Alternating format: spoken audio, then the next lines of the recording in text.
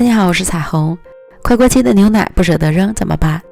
做成牛奶小方，分分钟就全部都消灭掉了，和炎热的夏天超级配哦。家里还有吃剩的半个火龙果，差不多有130克，改刀切成小块，放入到破壁机里，再加入720克牛奶，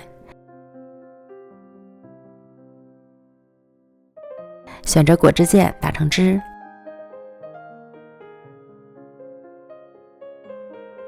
打好之后过筛到大碗中，可以看到过滤出来很多小黑子。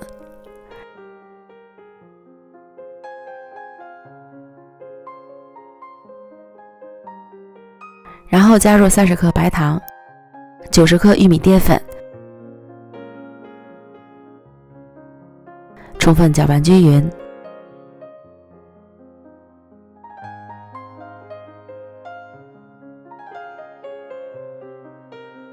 搅拌好之后，倒入到不粘锅里，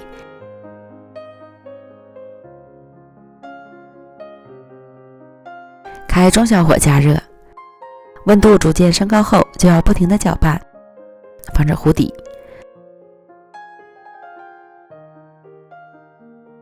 最后搅拌成细腻浓稠的糊状，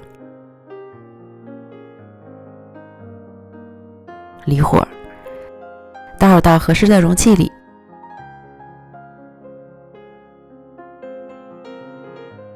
摇晃均匀，再放到冰箱里冷藏4小时以上，想放1夜也没问题。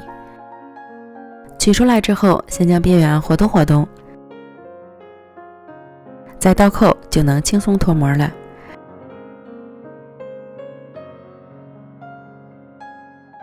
这颜色真是太喜人了，有强迫症的朋友可以把边缘修饰一下。再切成均匀的小方块，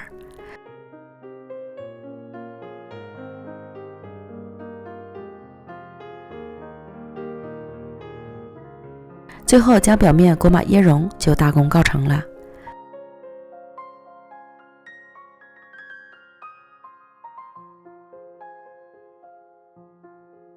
快过期的牛奶太多了，我还做了原味的，同样都裹上椰蓉就可以开吃了。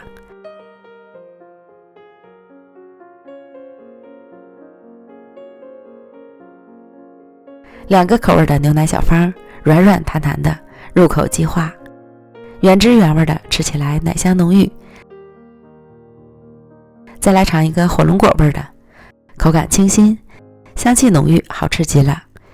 尤其是这个漂亮的颜色，看着就超级治愈。喜欢的朋友就赶快做起来吧。美食天天更新，咱们明天见，拜拜。